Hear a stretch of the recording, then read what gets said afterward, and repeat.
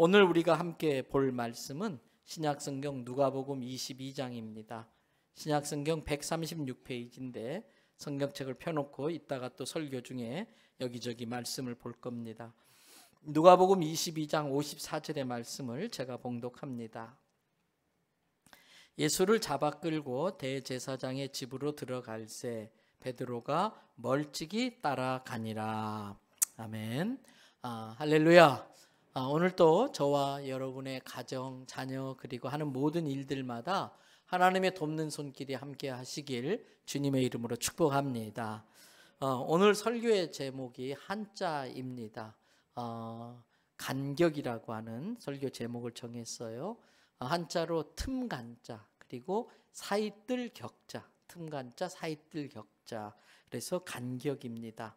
오늘 설교의 제목이 조금 전에 읽었던 그 성경 본문에서 이렇게 가져온 제목입니다. 우리 같이 다시 한번 누가복음 22장 54절을 함께 읽어볼까요? 예수를 잡아 끌고 대제사장의 집으로 들어갈새 베드로가 멀찍이 따라가니라. 예수님이 대제사장과 성전 경비병들에 의해서 잡혀서 제사장의 집으로 끌려갈 때의 일입니다. 베드로가 예수님을 따라가긴 따라가는데 어떻게 따라갔어요? 멀찍이 따라가다 보니까 베드로와 예수님 사이에 뭐가 생겼겠어요? 간격이 생긴 겁니다. 십자가 죽음을 앞두신 예수님께서 제자들과 최후 만찬을 합니다. 그 자리에 있었던 베드로는 예수님에게 장담을 합니다. 큰 소리를 뻥뻥 칩니다. 뭐라고 장담했는지 오늘 누가복음 22장 위로 좀 올라가서 33절을 보세요. 그가 말하되 주여 내가 주와 함께 어디에도? 감옥에도, 또 내가 주와 함께 어디까지? 죽는 데까지도 가기를 결심했습니다. 각오했습니다. 같은 내용을 다루고 있는 마태복음 26장 33절은 이렇게 또 되어져 있어요. 우리 같이 한번 읽어볼까요? 베드로가 대답하여 이르되 모두 주를 버릴지라도 나는 결코 버리지 않겠나이다. 예수님, 다른 사람은 몰라도 저는 장담합니다. 혹시 다른 사람이 예수님 다 버려도 저는 예수님 끝까지 따라갈 거예요. 감옥에도 죽기까지 따라갈 겁니다. 큰 소리 친 겁니다. 그럼 베드로에게 예수님 뭐라고 그러신지 잘 아시지요? 22장 34절 보세요. 이르시되 베드로야 내가 너한테 말하는데 오늘 새벽 닭이 울기 전에 네가 나를 몇 번? 3번이나 모른다고 부인할 거야. 그 말에 베드로가 굉장히 섭했습니다. 예수님 너무하세요. 어떻게 저한테 그런 말씀할 수 있으세요? 절대 그런 일 없어요. 전 예수님 끝까지 죽기까지 따라갈 겁니다. 큰 소리를 쳤습니다. 이랬던 베드로 어떻게 된지 잘 알지요? 아니나 다를까 보세요. 누가복음 22장 56절 57절을 보십시다. 한 여종이 베드로가 추우니까 모닥불을 피워놨잖아요. 그 모닥불 주변에 다 모여서 불빛을 이렇게 보고 불을 쬐고 있는데 베드로를 가만히 보는 거예요. 까뚱까뚱하면서 주목해서 이리 보고 저리 보다가 당신도 그 예수와 함께 있는 거 내가 본 적 있어. 당신도 예수와 한편이지? 이 말하는 거예요. 57절 베드로가 무슨 소리야? 너 사람 잘못 봤어. 나는 예수가 누군지도 몰라. 부인했어요. 그리고 바로 이어서 58절을 보세요. 조금 후에 이번엔 다른 사람이 베드로를 보고 말해요. 야 너도 그 도당이구나. 그 한패구나. 예수하고 한패거리지? 베드로가 이 사람 큰일 날 소리 하네. 응? 나는 예수가 누군지 몰라. 나는 네가 말하는 그 사람 아니야. 그리고 59절 60절에 1시간쯤 지났을까요? 또 한 사람이 장담해요. 내가 확실히 하는데 분명히 말하는데 이 사람 갈릴리 사람이야. 갈릴리 사람이야. 참으로 예수와 함께 있는 거 내가 두 눈으로 똑똑히 봤어. 60절 베드로가 이르되 이 사람아 나는 네가 하는 말을 알지 못 꼭기요. 말이 끝나기도 전에 닭이 우는 거예요. 똑같은 내용을 마태복음 26장 73절 74절은 이렇게 되어 있어요. 조금 후에 곁에 뒀던 사람들이 나와 베드로에게 이르되 너도 진실로 그 도당이라 어떻게 알게 됐냐? 무엇 때문에? 네 말소리. 갈릴리 사투리를 쓴 거예요. 아따 징하구마이 이래버린 거예요. 여러분 그 경상도 사투리, 갈릴리 사투리 쓰면, 전라도 사투리 쓰면 금방 알아버리는 것처럼 너도 갈릴리 사투리 쓰는 거 보니까 분명히 네가 예수 한 패라는 걸 지금 증명하고 있는 거야. 표명한다 하거늘. 74절. 그가 뭐 했어요?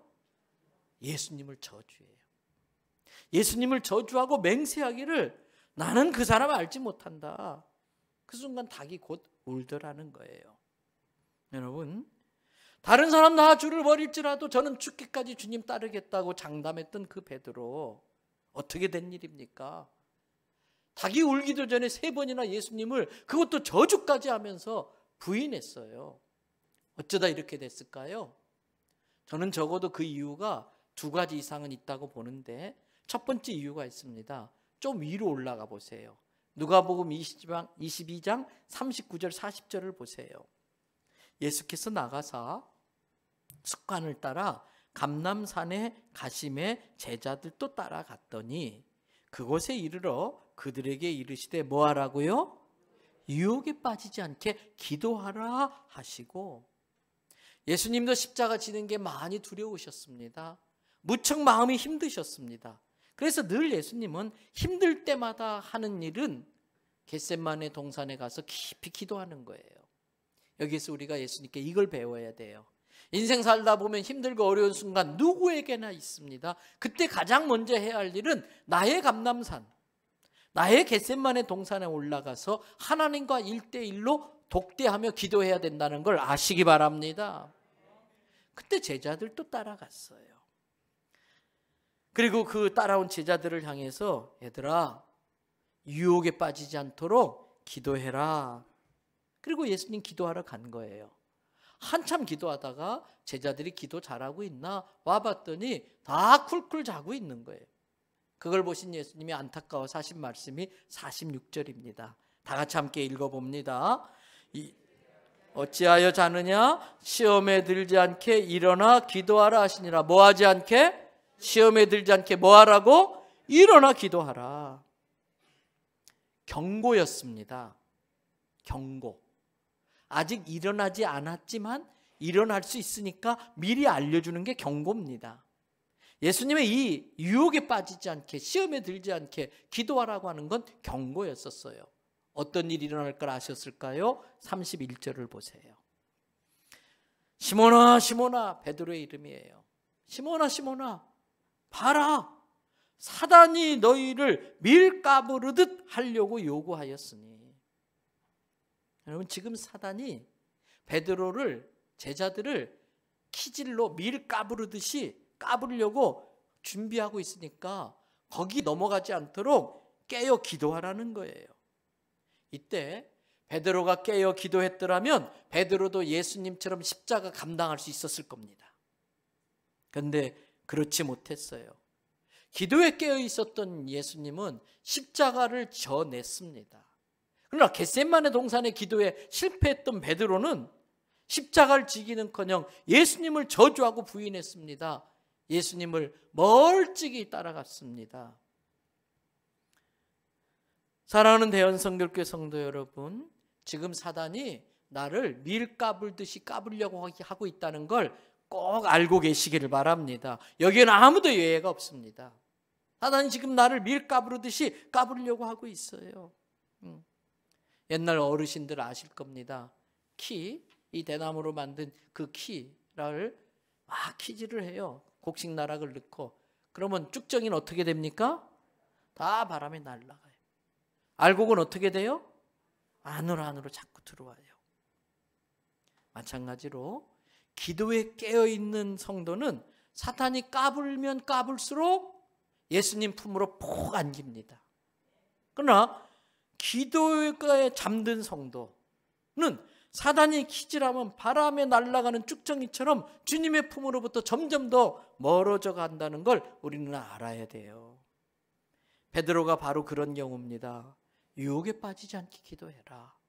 시험에 들지 않게 일어나 기도하라는 예수님의 경고를 무시하고 쿨쿨 잠만 잤다가 사단에 의해서 키질당한 거예요. 까불림 당한 거예요. 그래서 누가복음 22장 54절 하나님의 나라를 이루는 그 하나님의 뜻보다도 자기 생명이 더 귀했고 또 하나님의 권세보다도 사단의 능력이 더 두려웠던 베드로는 54절 같이 된 거예요. 예수를 잡아 끌고 대사장의 집으로 들어갈 때 베드로는 어떻게 했다? 멀찍이 주님 따라간 거예요. 이 멀찍이 따라간 것, 이것이 베드로가 예수님을 부인하게 된 두 번째 이유이기도 해요. 첫 번째는 그 전날 기도에 실패했어요. 그리고 예수님을 멀리서 따라가다 보니까 부인할 수밖에 없는 사단의 작전에 그러한 것에 걸려 넘어진 것이지요. 예수님과 베드로 사이에 간격이 생기니까 거기에 사단이 자꾸 들어가서 베드로를 잡아뜨리고 만 겁니다. 안 됩니다. 예수님과 성도의 사이에 간격이 있으면 안 됩니다. 그 사이로 사단이 삐집고 들어오기 때문에 성도는 예수님과 착 붙어 있어야 돼. 예수님을 바짝 따라가야지 멀찍이 따라가게 되면 이런 일을 당하고 마는 겁니다. 뭐가 예수님과 나를 바짝 따라가게 만들까요? 무엇이 나로 하여금 예수님을 바짝 쫓게 만들까요? 그것이 바로 기도였습니다. 기도가 예수님과 나 사이의 간격을 줄여줍니다. 기도 생활이 소홀히 되지면은 예수님과 나 사이에 간격이 생기고 그 사이로 유혹이 들어오고 시험이 들어오고 그러면 나도 어느새 예수님을 모른다고 부인할 지경까지 될 수도 있는 겁니다. 그러므로 사랑하는 대연성교회 성도 여러분, 예수님께 가까이 나오려고 힘쓰는 성도들이 되시기를 바랍니다. 하나님의 말씀인 성경을 늘 가까이 하려고 해야 돼요. 말씀을 더 잘 들으려고 말씀이 선포되는 자리에 가까이 오려고 힘써야 됩니다. 공적인 예배는 말할 것도 없어요. 두세 사람이 내 이름으로 모인 곳에 나도 그들과 함께 있겠다고 예수님 말씀하셨어요. 두세 사람이 예수님의 이름으로 모이는 곳이 예배입니다. 예배는 주님과 가장 가까이 하는 시간인 것입니다. 때문에 우리는 그동안 코로나 때문에 주님과 나 사이의 간격이 너무나 벌어졌어요. 예배의 시간을 빼앗기고 말았었어요. 여러분 다시 주님과 나만의 시간, 예배 시간이 회복되기를 바랍니다. 주님과 가까이 붙기를 바랍니다. 신앙이 어느 날 갑자기 확 자라나는 게 아닙니다. 그런 경우는 드뭅니다. 신앙생활을 하면서 반드시 한 번 정도는 강력한 하나님의 임재를 경험하긴 해야 됩니다. 아, 정말 하나님 살아계시는구나. 그 하나님 능력의 하나님이시구나. 그 하나님이 내 편이시구나. 나를 도와주시는구나. 부인할 수 없는 아주 분명한 하나님의 임재의 경험을 반드시 한 번은 해야 됩니다. 근데 그것이 저절로 되지 않아요. 어느 날 갑자기 그렇게 되는 게 아니에요. 여러분, 가스레인지에 주전자를 올리고 물을 끓입니다. 물이 언제 끓나요? 가스레인지에 올리는 순간부터 물이 끓기 시작합니까? 제가 너무 지금 수준 높은 질문을 하는 거예요. 안 끓어요. 불을 계속해서 가스불을 켜놔야 돼요. 옛날 가마솥으로 말하면 계속해서 불을 지펴야 돼요. 그러다 보면 따뜻해져요. 뜨거워져요. 그러다가 막 물이 뽀글뽀글 하더니 어느 딱 시점 100도가 되면 물이 확 끓어올라요. 신앙생활도 마찬가지. 어느 날 갑자기 신앙이 확 좋아지는 게 아니고 평소에 늘 주님을 가까이 하면서 성령의 불세례를 사모해야 돼. 은혜 받았다고 하는 그 누가 말하는 은혜 받았다고 하는 게 뭔지 말로 설명할 수 없지만 나도 은혜 받았어 라고 고백할 수밖에 없을 정도로 강력한 하나님의 임재, 살아계신 하나님, 능력의 하나님, 그 주님이 나와 함께 하신다고 하는 걸 부인할 수 없는, 확실히 내가 고백할 수 있는 그 체험을 해야 되는 거예요. 그러려면은 마치 물을 데피듯이 우리의 신앙의 불을 계속 데피면서 점점 더 주님께 가까이 가야 돼. 가스 주전자가 가스레인지에 붙어서 불에 가까이 있으면 물이 끓듯이 예수님과 함께 있는 순간, 예수님과 가까워지는 순간 내게 성령의 불이 임하는 걸 믿으시길 바랍니다. 그래서 독일 속담에 큰 나무 숲을 지나갔더니 어느새 내가 자랐더라, 이런 속담이 있어요.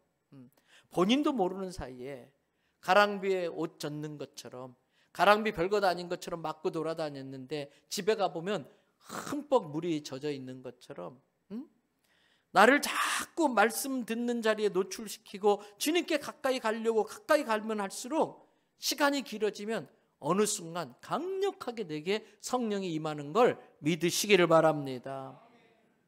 지금 나는 주님과 어느 정도 간격이 벌어져 있나 생각해 보셔야 돼요. 코로나 핑계로 너무 주님과 나 사이의 간격이 벌어진 건 아닌가? 이런 일 저런 일 때문에, 또는 미성숙한 어떤 사람 때문에 시험 들어서 주님과 나 사이의 간격이 너무 벌어진 건 아닐까? 먹고 사는 일이 급급해가지고 주님과 나 사이의 간격이 너무 벌어진 건 아닐까? 자기를 살펴야 돼요. 위험한 것입니다. 여러분, 강단에서 점점 멀어지다가, 하나님의 말씀이 선포되는 강단에서 점점 멀어지다가 큰일 당한 사람이 한 명 있지요. 사도행전 20장에 나오는 청년 이야기예요. 사도행전 20장 9절 말씀 한 음성으로 다 같이 읽습니다. 유두고라 하는 청년이 창에 걸터 앉아 있다가 깊이 졸더니 바울이 강론하기를 더 오래 하매 졸음을 이기지 못하여 3층에서 떨어져건을 일으켜 보니 죽었는지라. 사도 바울이 드로아 지역에 가서 부흥회를 하게 되었습니다. 부흥회 첫째 날부터 많은 사람들이 모여가지고 아멘 아멘 하면서 은혜를 받아요. 그렇게 온 성도가, 온 신앙 공동체가 말씀에 깊이 빠져서 은혜 받고 있는 순간에 갑자기 밖에서 쿵 하는 소리가 들린 거예요. 다들 놀라가지고 이게 무슨 일이야 뛰쳐나갔더니 유두고란 청년이 3층 다락 난간에 걸터져 있다가 떨어져 죽은 거예요. 3층 창턱에 걸터 앉아가지고 설교 듣다가 설교 시간이 길어지니까 졸다가 오늘 이 자리에 계신 한 두 분처럼 떨어진 거예요. 이렇게 졸다가. 다행히 그 자리에 사도 바울이 있었어요. 그래서 사도 바울이 가서 기도하니까 그 청년이 다시 살아나서 교회가 큰 시험에 들 뻔했는데 큰 시험을 이겨내는 기회는 됐지요. 이겨낼 수는 있었지만 정말 큰일 날 뻔했지요. 영어 NIV 성경에 보니까 이 유두고라는 청년을 A young man named 유두고 이렇게 되어 있어요. A young man 그랬어요. 성경에 청년이라고 되어 있지만 근본적인 의미는 아이라는 뜻이에요. 철없는 애라는 뜻이에요. 철부지라는 뜻이에요. 여러분, 유두고는 아직 철부지라서 창문에 걸터 앉은 겁니다. 신앙생활도 마찬가지입니다. 성숙한 그리스도인들은 아예 애시당초 위험한 곳에 발을 들여놓지를 않습니다. 여러분, 가끔 우리가 사람들 보고 아이고 철이 없다 그래요. 어떤 사람 보고 철이 없다 그래요? 분위기 파악 못하는 사람, 상황 파악 못하는 사람, 그게 얼마나 위험한 일인지 그걸 모르는 사람 보고 철이 없다 그래요. 여러분, 그 철이 없는 것, 그래서 위험한 건데 위험한 줄도 모르고 자기를 위험한 곳에 노출하고 있는 사람을 미성숙하다 그렇게 말을 해요. 그런데 이 미성숙한 사람의 특징은요, 교만해요. 자기가 항상 옳은 줄 알고 자기가 모든 걸 다 아는 줄 알아서 다른 사람의 말을 듣지를 않아요.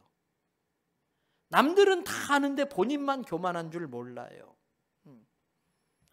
자신은 그래서 뭐든지 다 할 수 있다 생각하면서 남의 말을 안 들어요. 이게 미성숙한 사람의 특징이에요.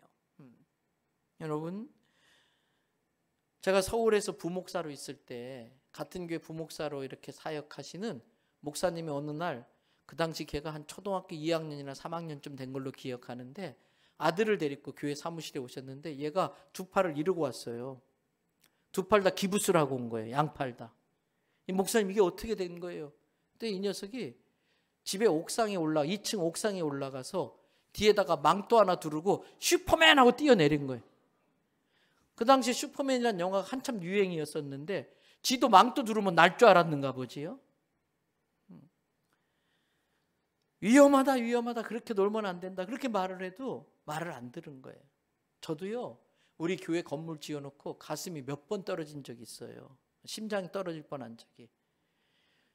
요즘 애들이 얼마나 별난지 옥상 가는 길을 다 막아놨는데도요 어떻게 종탑 꼭대기에 올라가가지고 난간에서 이러고 담력 테스트 한다고 지네들끼리 몇 명이서 앞에 인창병원에서 보고서 막 전화해가지고 놀래서 쫓아 올라가요.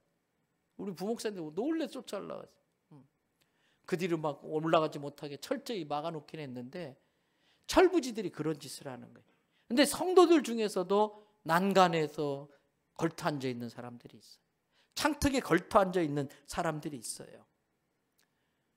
그러면서 사단은 그 우쭐대는 마음을 부추기고 그 교만을 부추겨 가지고 망하게 만들려고 하는데 그걸 깨닫지 못하고 말을 안 들어요.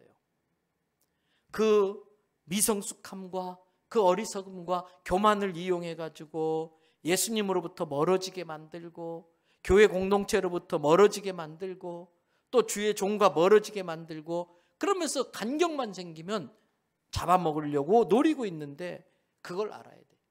정신 바짝 차려야 됩니다. 주님과의 간격이 벌어졌습니다. 좁히세요하는 주의 종의 말을 귀 기울여 들으셔야 돼요. 그렇게 계속 창턱에 앉아 있으면 큰일 납니다. 내려오세요. 이렇게 말하는 주의 종의 말을 엄하게 들을 줄 알아야 됩니다. 성숙한 성도는 아예 위험한 곳에 가지 않아요. 그런데 미성숙한 사람, 어리석은 사람은 자꾸 올라가려고 그래요. 높은 곳에 가려고 그래요. 왜? 자기 좀 알아봐 달라고. 높은 곳에 올라간 나 좀 봐달라고. 그런데 아십니까? 높은 곳은 떨어지는 곳이에요. 낮은 곳은 떨어질 곳이 없어요. 주님이 높여주신 곳은 안전합니다. 내가 교만해져서 올라간 곳은 위험한 곳이고 떨어지는 곳이에요. 성도는 주님이 올라갈 때까지 낮은 곳에서 기도하며 기다릴 줄 알아야 됩니다. 사단은 성도에게 폭탄을 장난감이라고 거짓말을 쳐서 줍니다. 철없는 아이는 그 말을 믿고 이 폭탄을 장난감처럼 갖고 놀다가 터져서 화를 당하는 겁니다. 지혜로운 아이, 철든 아이는 그 사단의 거짓말에 속지 않아요. 폭탄이라는 걸 아는 순간 폭탄으로부터 최대한 멀리 떨어집니다. 우리 신앙생활도 그와 같은 거예요. 창턱에 걸터 앉아 있다고 하는데 우리의 창턱은 어디일까요? 하나님 없이도 잘 되는 자리, 그곳이 창턱이에요. 기도 생활하지 않고 예배 생활 엉터리인데도 사업 잘 되고 돈 잘 버는 것, 그것이 창턱입니다. 늘 인정받고 싶고 높임받는 자리에 올라가고 싶은 그 마음, 그게 바로 창턱에 걸터 앉은 것과 똑같은 겁니다. 왜 유두고가 창턱에 걸터 앉게 되었을까요? 유두고도 이 드로아 교회당에 온 걸 보면 말씀 들으러 왔어요. 처음엔 말씀 잘 들었겠지요. 그런데 내 귀를 말씀에 귀 기울여야 되는데 창밖에서 들리는 소리에 관심을 갖는 순간 점점점 거기로 갑니다.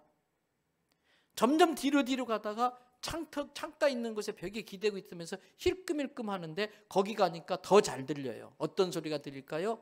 위하여! 뭐지? 걸터 앉아서 내다보는 거예요. 처음엔 말씀 듣다가 가끔 보다가 점점 시간이 지나면 아예 세상 보다가 가끔 말씀 보는 식으로 신앙의 형태가 바뀌고 마는 거예요. 여러분, 성도는 하나님의 일에 관심이 많아야 돼요. 세상 일은 다 육신의 정욕과 안목의 정욕과 이생의 자랑일 뿐이에요. 이것들은 어느 날 안개처럼 싹 사라져요. 근데 거기에 집착함이에요.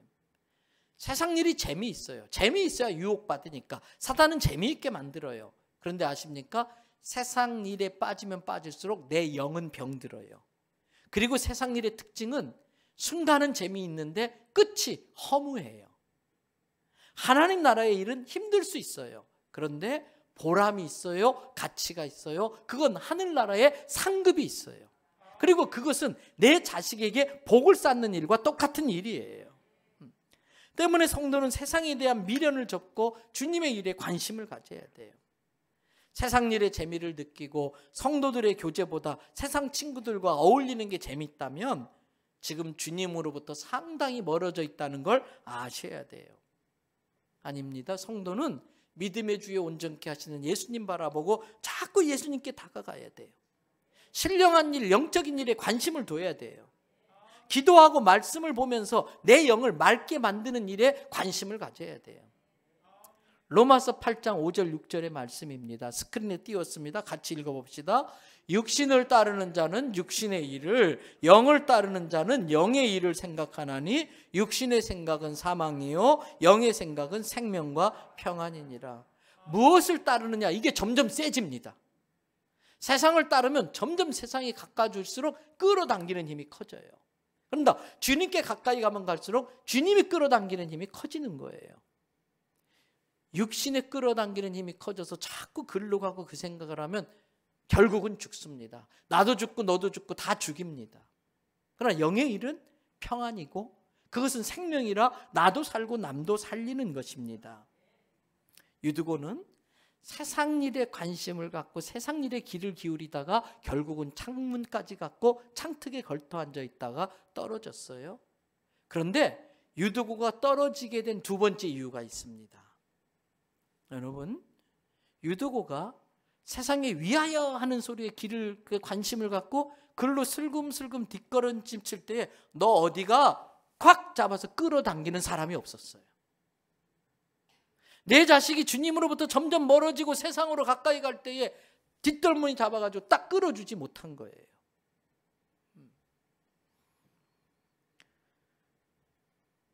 여러분, 오늘도 예배를 보러 온 사람이 있어요. 이런 사람은 은혜 못 받아요. 예배 드리러 온 사람이 은혜 받는 거예요. 세상에 관심을 갖고 자꾸 뒤로 빠지는 사람들이 있는데 아니에요. 예배 공동체 안에 푹 들어와서 같이 어울리고 섞이고 해야 돼요. 그렇지 못한 사람들이 있을 때 우리는 얼른 그 사람을 데리고 들어와야 돼요. 그 사람을 위해서 중보기도 해야 돼요. 내 남편이 유두고일 수 있고 아내가 유두고일 수 있고 내 자식이 유두고일 수 있어요. 그럴 때에 그 유두고의 영혼을 공동체 안으로 끌어올 수 있도록 기도하고 그를 격려하고 이끌어야 돼요. 여러분, 예배의 분위기에 푹 빠져서 은혜에 동참하시기를 바랍니다. 뿐만 아니라 그렇지 못한 사람까지도 예배 분위기 안에 들어오게 만들어야 돼요. 여러분, 우리 교회 찬양팀이 얼마나 신령한지 몰라요. 1부도 그렇고 2부도 그렇고 2부 예배도 우리 박대성 목사님 찬양 인도하는데 그분 찬양 인도에 은혜가 있어요. 3부 인도하는 여자는 누군지 잘 모르지만 하여튼 그 여자도 참 은혜롭게 인도를 해요.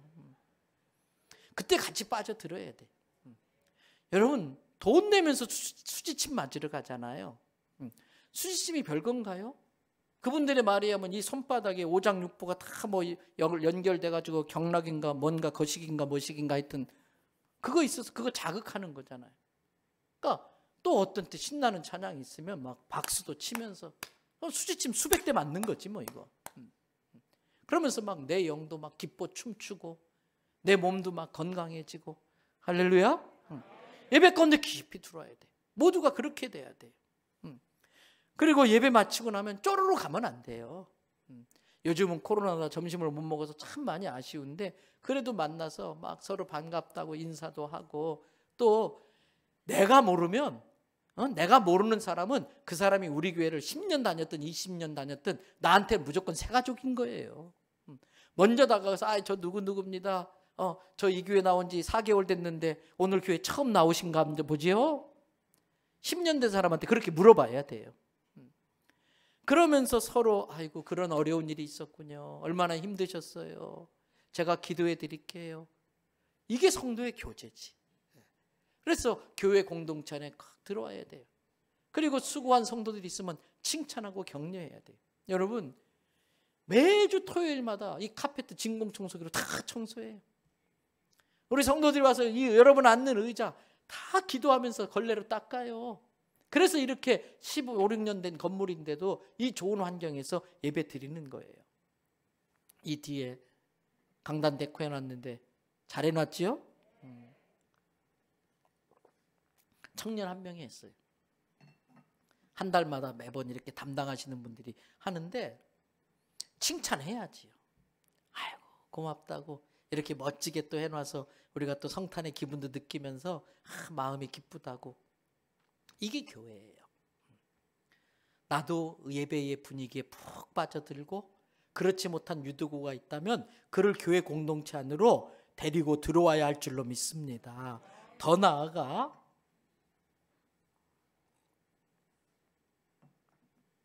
간혹 3층에서 떨어져 죽는 유두고가 있을 수 있어요. 그럼에도 불구하고 그 유두고를 살려낼 수 있는 바울이 있으면 문제가 안 돼요. 교회는 계속 사단의 공격을 받습니다. 사단은 교회가 제일 무섭고 이 교회만 없으면 지상이 되기 때문에 교회를 늘 공격하니까 교회는 시험거리가 끊임없이 있을 수밖에 없어요. 그런데 은혜로운 교회, 부흥하는 교회는 시험거리를 부흥의 재료로 만들어버려요. 유두고가 떨어져 죽는 건 시험거리예요.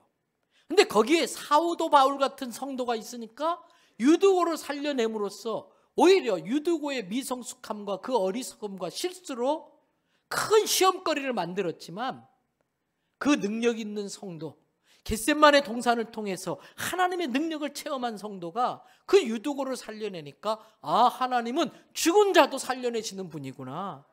오히려 그 시험거리를 축복의 기회, 부흥의 기회로 만들더라는 것이에요. 가정에도 어려운 일이 있을 수 있어요. 그때의 그 어려운 과정을 이겨내면은 오히려 그 시련이 가족들을 단단히 뭉치게 만들고 그 시련이 또 가족이 하나님께 매달려서 기도할 때에 축복의 기회로 바뀌는 걸 믿으시기 바랍니다. 여러분, 저는 우리 대연성결교회 모든 성도들이 죽은 나사로도 살려내는 성도들이 되기를 바랍니다. 말씀 마무리합니다. 주님과 나만의 간격은 얼마나 벌어졌을까? 혹시 나도 베드로처럼 주님 멀리서 따라가고 있는 건 아닌가?